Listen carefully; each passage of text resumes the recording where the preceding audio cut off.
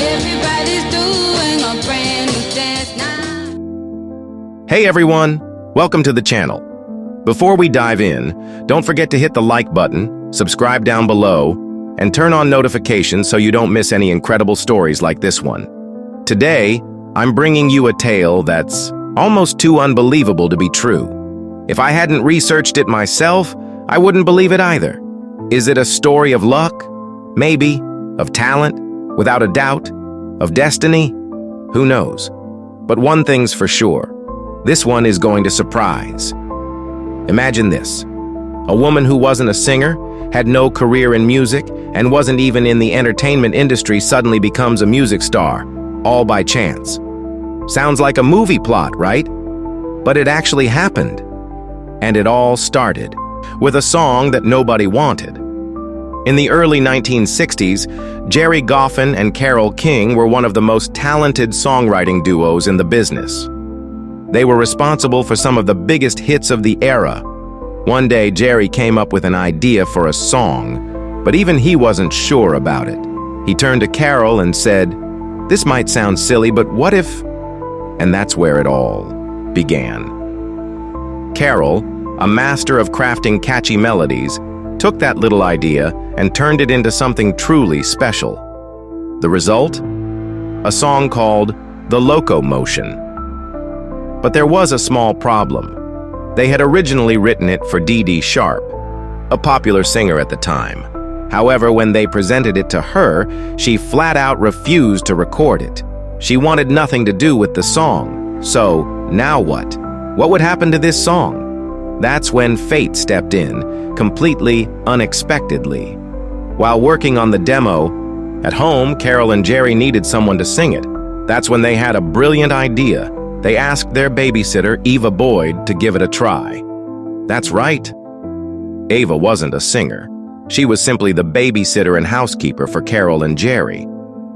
But the moment she stepped up to the microphone, something magical happened. Her voice had a unique charm, something special. Carole and Jerry realized it immediately. And it wasn't just her voice. When she sang, she got so into it that she started dancing. And just like that, the Loco-Motion wasn't just a song anymore. It had its own dance. Once they finished the demo, they tried finding another singer to record it professionally, but no one could match Eva's version. So they made a bold decision. They would release the song with her as the singer. That's how Eva Boyd became Little Eva. The name came naturally.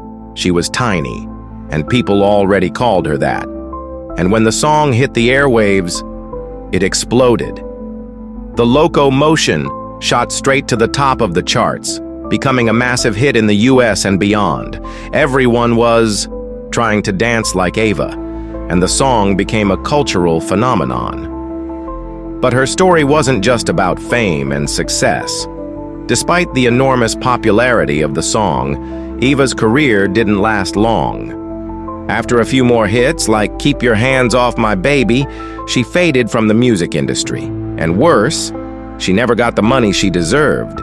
It's said that she received only $50 for recording the biggest hit of her life, and she didn't keep any of the rights to the song. Sadly, this was common in the music business back then. Over time, Eva went back to working as a housekeeper and lived far from the spotlight for years, but the song she recorded never faded. The Loco-Motion made a huge comeback, not just once, but twice. The song hit #1 3 times in 3 different decades. First in the 1960s with Little Eva, then in the 1970s when Grand Funk Railroad recorded their rock version, and finally in the 1980s when Kylie Minogue revived it for a new generation. That's a feat few songs in history have ever achieved. Unfortunately, Eva's story had a sad ending. She passed away in 2003 after battling cervical cancer.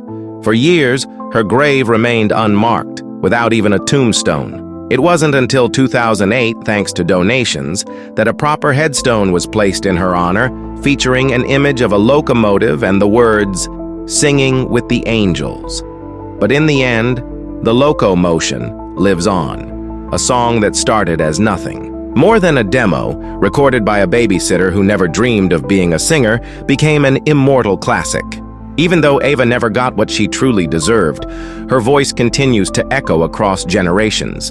Now I want to hear from you. Did you know this story? Which version of the Loco-Motion do you like best? Drop your answer in the comments. I'd love to hear your thoughts. And of course, if you enjoyed this video, hit the like button, share it with your friends, and subscribe to the channel. There are plenty more amazing stories coming your way. See you next time.